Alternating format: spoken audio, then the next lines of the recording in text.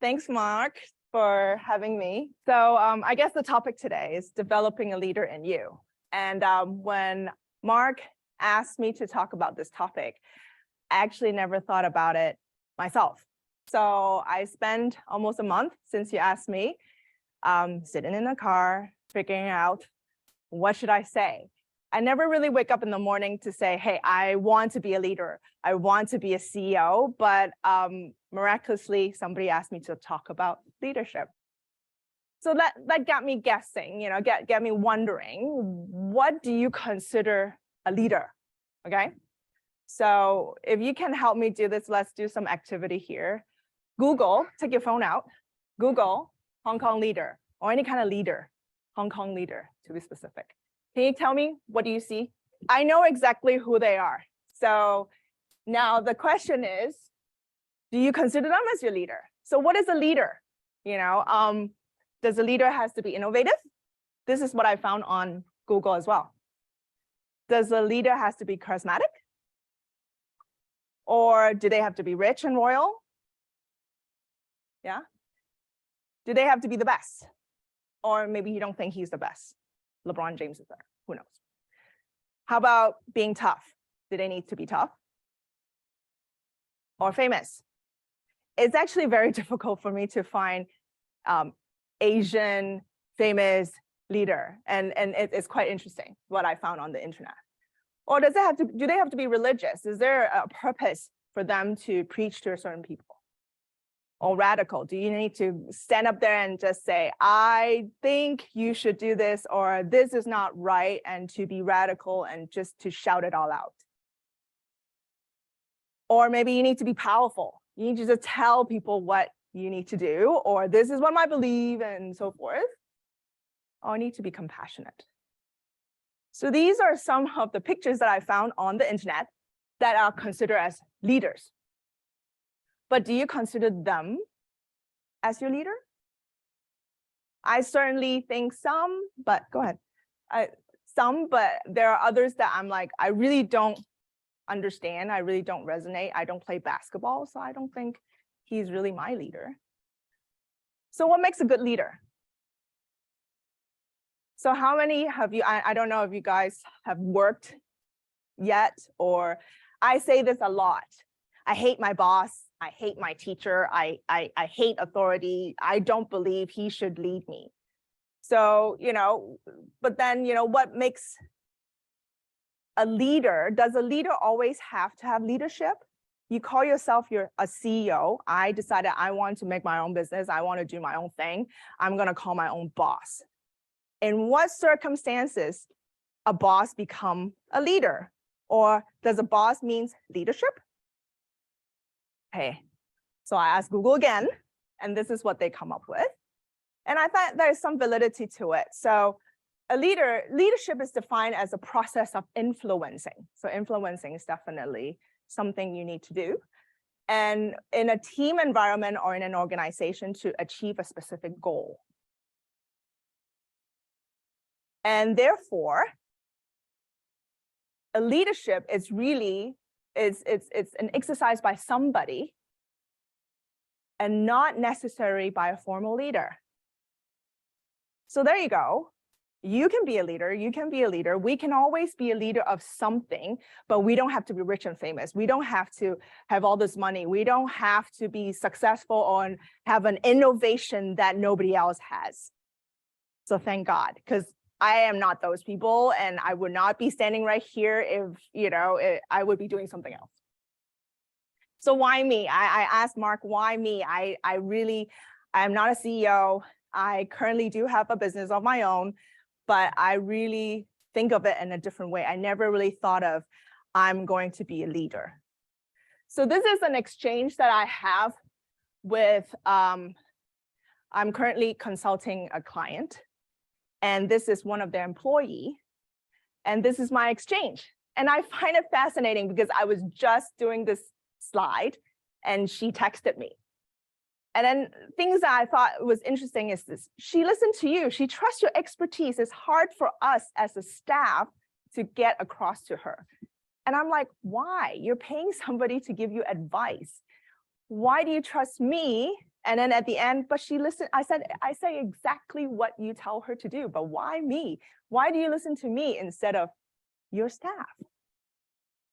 So I just give you a little bit of background and who I am, and maybe you can tell me why I'm worthy of you listening today.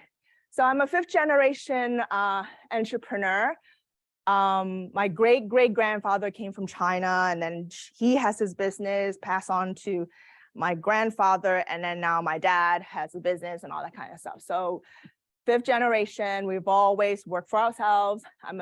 I grew up in a super traditional Hong Kong Chinese family where it's male dominant. I never want to be in that business because I never would have survived in that business. And when you sit in my parents, when we have dinner, the guys sit at certain places, the females sit in certain places. So this is where I grew up in, super restrained, super conservative. Then I went to school in the US, went to Michigan State University. I had my mom say, hey, I think you're very good at doing hospitality business. You're on personality, you love to talk, you like people. I'm a people person. So, okay, mom, I think that's cool.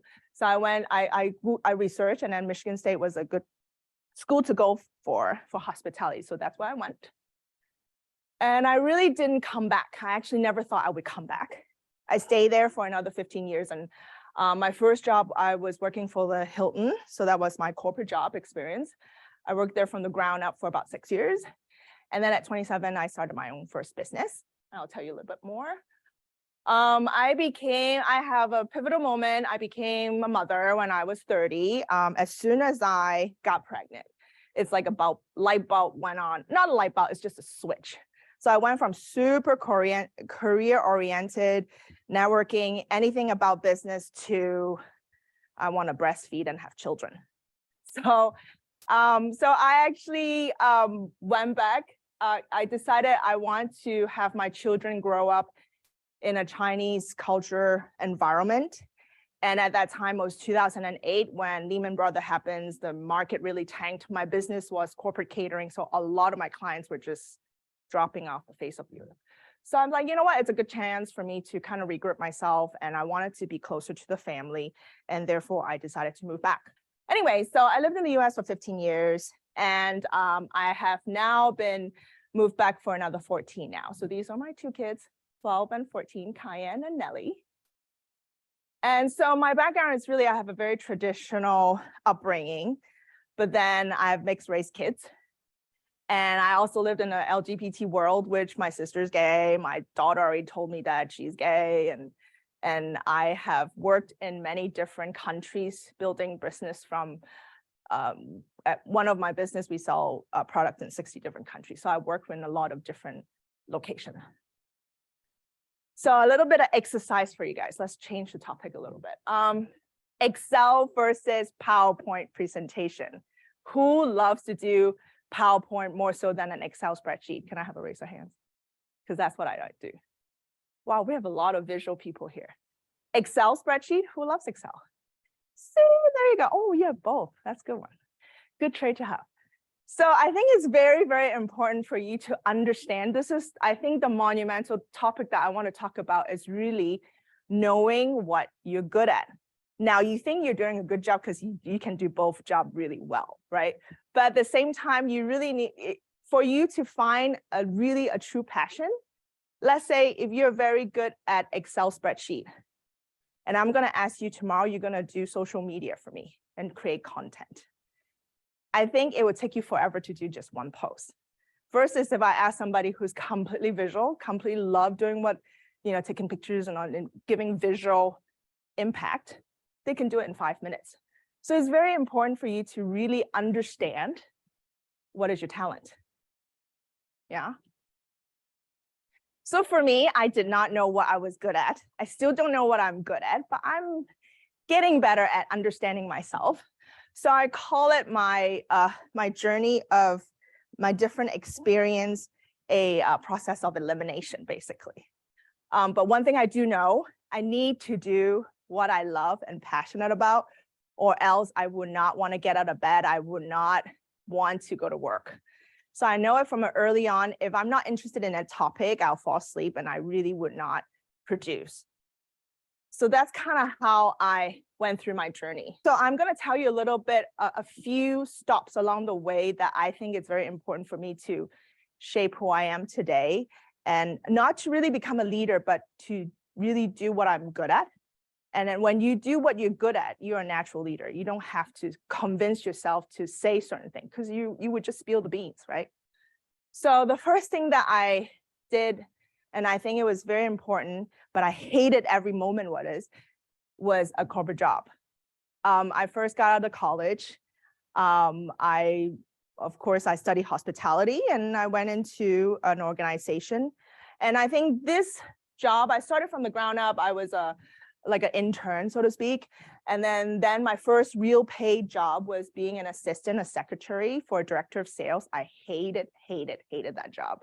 It was like the worst nightmare. I wake up in the middle of the night crying. My boss is awful. He's mean and all that kind of stuff. And then eventually I work up to become a sales manager, away from what I hate the most. But it's also the job that I hated the most that I learned the most. And I actually now, because of him, I write the most amazing business letter, because that's what I did all day long from him, is write his letters. So now I actually got trained from a boss that I actually hated to do something that I'm actually quite good at now. So you never really know throughout the process of your life what is important and what is not important. I obviously did not think this job was important for me at that time. And therefore, I move out of this. But things that I need to learn is it's really important to have a strong foundation. Eventually, if you want to become a leader, if you want to own your own business, I think it's very important for you to have a foundation. A big corporation, there's a reason they survive for many, many years. There's a reason that they can manage thousands of 10,000s of people, because they have standard, they have procedures. Not that you have to agree on what the procedure is, but it's always great to really understand how to manage expectations. Or customer service, I also suggest every one of you to get a customer service job, a bartender, a waiter. My first job was scooping ice cream. I learned a lot from that too, as well, because that personal interaction with customer and finding what they need and you providing that service, or an angry customer, how you can deal with that situation from a really pissed off customer. And if you can turn it around to become your most loyal customer, that's something that is nothing a book can tell you to do. So I really strongly believe to get yourself a customer service job to really understand the mindset of a customer. And process of elimination again. There's many different departments in a big corporation, and chances are if you don't like this department, you can get through this and then get to this. And eventually I realized I really love selling or servicing customers. So I slowly got myself into that corner and being more in the sales and marketing field. So like I say, I hated that job. And every day I say, I hate my boss. I can do 10 times much better than them. Why do I need to follow them? I'm going to have my own business. So at 27, I opened my first catering. It's a catering company, and it's a restaurant in Denver. And this is a website that they have today. So I still have, I don't own this business anymore. I managed to sell it after I got pregnant. Like I told you, I'm like, I do not want to have a business that is my baby for the last 5 years, and then to have another baby that I need to attend to. And I don't want to have a choice that I have to pick when to do what. So I did have a luxury to move back home, and my parents helped me to raise a family. So, but this, I thought it was a dream come true, but it turned out to be the most stressful time of my life yet. And what I learned from this job is you cannot do all. I was fresh. I didn't know what I was doing. And I thought I was really finally doing the passion that I love. But you know what I end up doing? Absolutely everything other than what I love to do. I end up doing, I'm not good at Excel spreadsheet, yeah? So I end up doing all the finance. I have to pay all the bills. I have to mop the floor. I have to do delivery. And and then I have to pay other people's salary, and then probably I won't get paid and not make money. So I'm stressing out everything else than what is my true passion is. I love to cook. I like to create recipes. I like to serve customer. So I end up doing everything that I'm not good at. And I became really, really alone, and I developed anxiety. I was depressed, and it gets to a point that I did not want to wake up in the morning to go to work. How could that be, right? I'm like living the dream of my life. I have my own business. I'm my own boss, but how come I did not want to wake up in the morning to go to work? Because I had anxiety of doing things that I absolutely do not want to do. So from this experience, I really learned, I did everything myself as well, because I did not trust anybody with my own business. It's my baby. You cannot touch it. I'm the only one who can do it. And that was probably one of the biggest learning curve for me. And that's probably maybe not a failure, but I would have totally do it different. So my experience is work smart, delegate. People that you see that is good in Excel and then you're not, you're good with PowerPoint, get with them. Make them do stuff that you don't like to do and they love to do. When you have two people doing absolutely what they're good at, things shine. When you do stuff that you absolutely hate doing, you're not going to do well. So I think it's very important for you to delegate and trust others to do what they do best. And also talk it out. So throughout this whole process, I was really a hot mess. And I end up talking to a business coach. Just talking out loud of your problems to other people help you think it through. Sometimes it takes, you have a specific problem, sitting there by yourself on your bed, thinking about it over and over again will not solve any problem. So talking it aloud, sometimes you just need to talk it out and then you really hear yourself think, and that's how you move forward. So anytime when you're stuck, don't be a loner, talk to people, explain to them, and maybe somebody will give you a much better idea of what you never thought of. So after that, I was actually quite distraught, but I went through it. I successfully sold my business.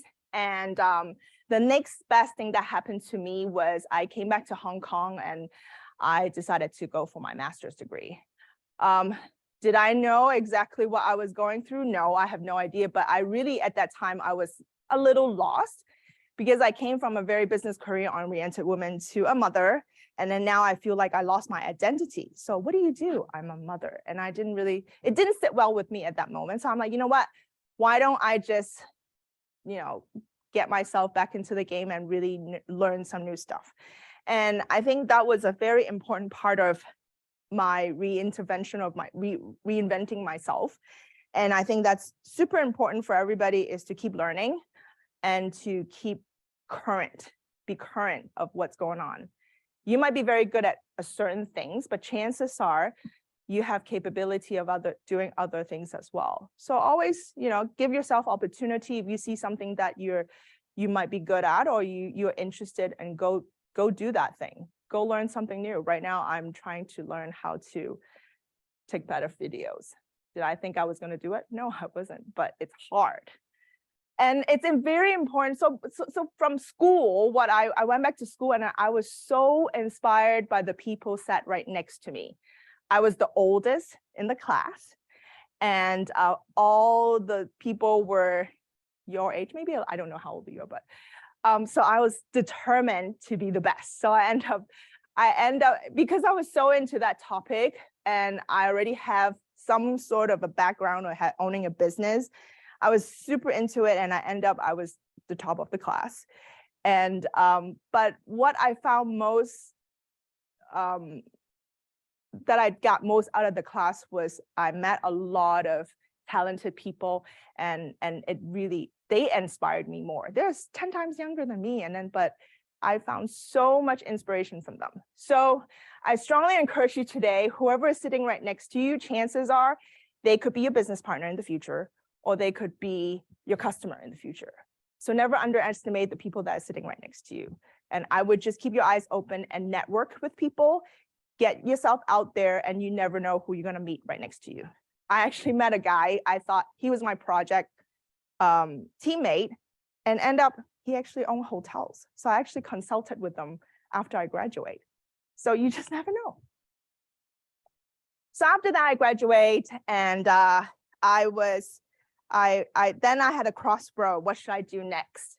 While I was doing my master degree, I also got into a class of doing cake decorating. I was one of the few people that started these 3D cakes things 10 years ago. And I was selling cakes on the weekend, doing projects with my teammate, doing papers, and having 2 babies. So I'm kind of like, I need to constantly stimulate myself, or else I get bored. So this is kind of me. And so after I graduate, I was like, what should I do next? And I was offered a PhD program. I went into, I applied for a PhD at PolyU, and I actually got accepted.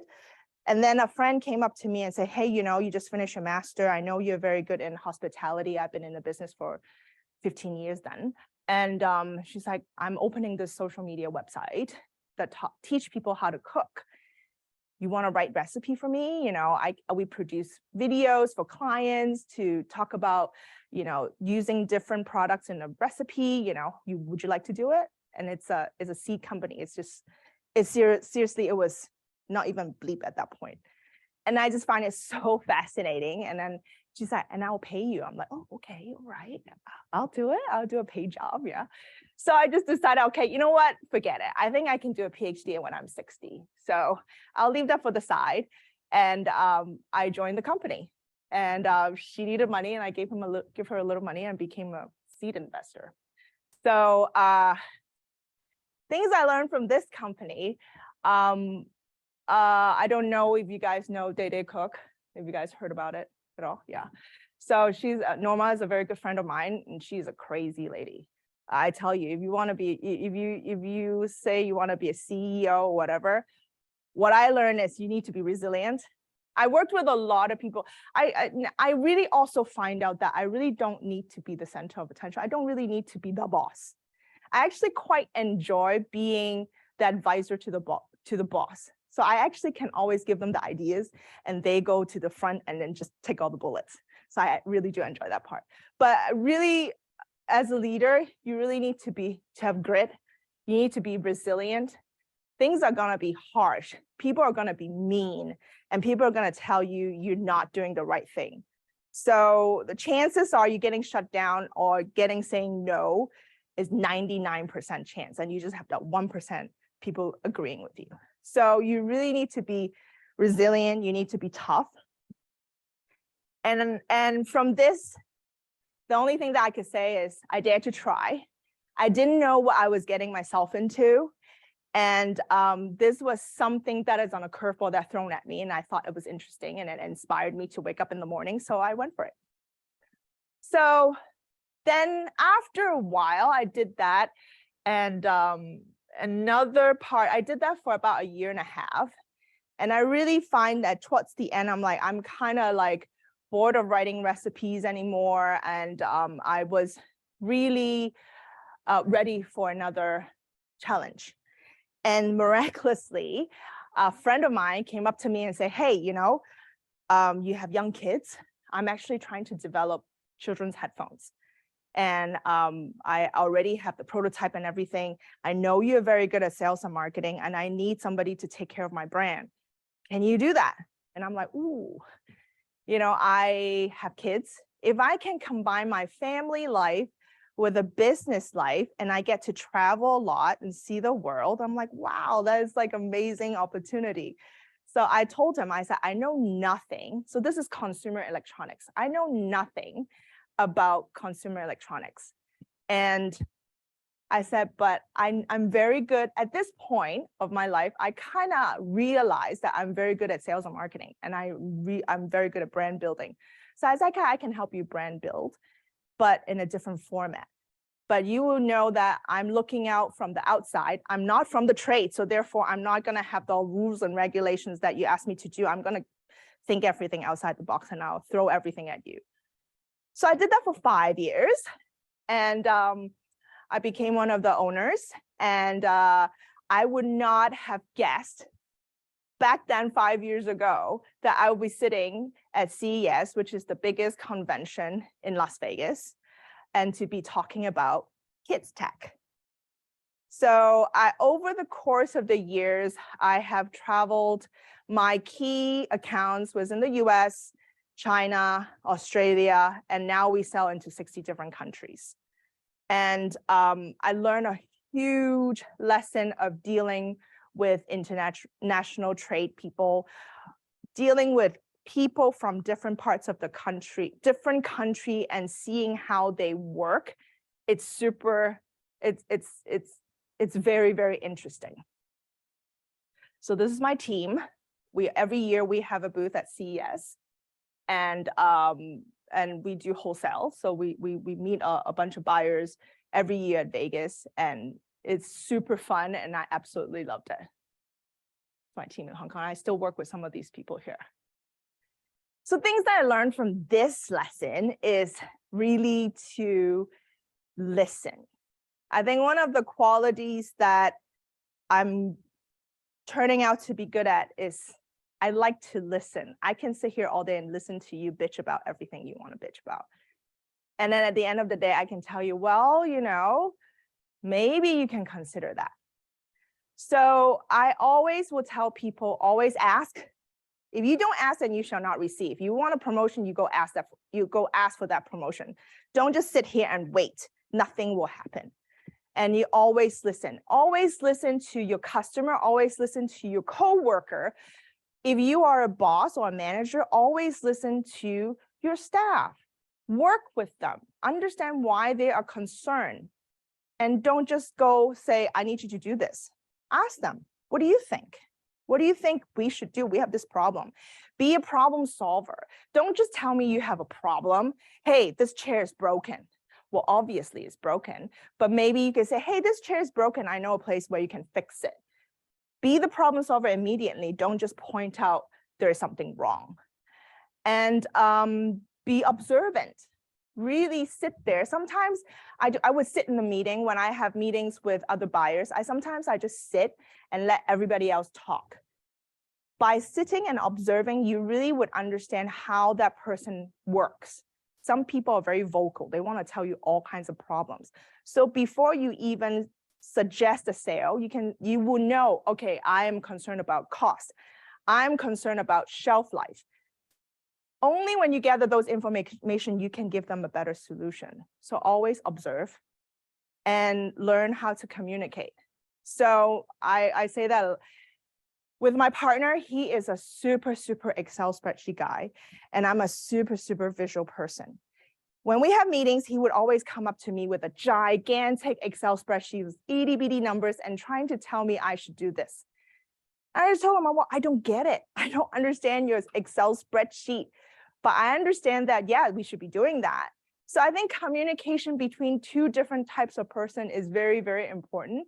And by listening to observing other people, how they communicate, you can effectively get your point across. And also know that your own way is not always the right way. Chances are there's option A and there's option B. Whether you take option A is the right decision or option B, we might never know. But at the same time, but at least you always should consider other people's opinion and think about it. I don't need you to act on it, but just think about what the other people is coming from. Once you understand where they're coming from, you will have a much better understanding and to be able to make them believe in what you want them to do. And also know your limits again. So we have a very good partnership going on because I know my limits. I'm not an R&D guy. I don't go into factories. I cannot talk those technical lingo. And my partner is super technical. I would not tell him to go do a presentation. He will push me to do all the presentation and do all the bells and whistles and be pretty and everything. And then he will be knee deep in his R&D and be in his little corner. So we work really well. So by knowing what your limit is, you trust the other person to do what they do best, and therefore you can do what you do best. And think global. I think this job, most important thing, it teach me every single country works very differently. something that you have a problem, let's say you're in Hong Kong, you have this problem, chances are you can go look at another country and figure out, oh, this is how they do it. Maybe you can adopt those kind of technology or those kind of mindset and to work in this problem that you have. And if you have a product, never just only say, I just want to sell it here. You just never know. Put yourself out there, and you never know what other people might want, what you're selling. So after that, COVID really hit hard. And I was traveling a lot, and my family was suffering. I still have kids, but I'm like super traveling. And so I went through a process of just really calm and cool myself down, because I was really, really just going. And everything stopped. So I told my partner, I'm like, look, the business is okay. So now I think I need to really regroup. I wasn't very healthy at that time. So I really need to regroup and really understand, if I have to spend 24 hours, what would I like to do in that 24 hours to make me a healthier, more productive person, and to be a better person for the people who sit next to me. So I went back to videos. And one of the things that I really enjoy from Day Day Cook is I really enjoy the process of telling a story through a certain medium. And so now I really know I love the food and beverage industry because of the vibrancy. I love to eat. I love to cook. I love to create. That's my creative side of things. And then now I also really enjoy the process of producing digital content. So I spent really a year just doing nothing but shooting videos. Well, there wasn't really anything that I could do at that time because everything was shut down. So I just produced and produced. I was in it. I did all the scripts. I did all the editing and everything, and I learned how to do a video seamlessly. And so from this, I just did nothing but actually what I truly love to do. And I didn't know what that, I went in not knowing what I was going to do. I was actually quite lost. You can say I was lost, definitely lost. But at the same time, I really was doing, while I was lost, I didn't really just sit here and do nothing. I just really just do what I absolutely enjoy, what makes me happy. And so from what I learned is good solution takes time to develop. I didn't really know it was a solution. And until this. So today, I own a digital content agency. I manage a bunch of freelancers. And this is my motto. We are a team of dreamers that do what we absolutely love. Vivian here is doing my video today. And she loves to shoot videos. That's what she do all day long. And she loves editing. And she can do it super lightning fast. If I have to do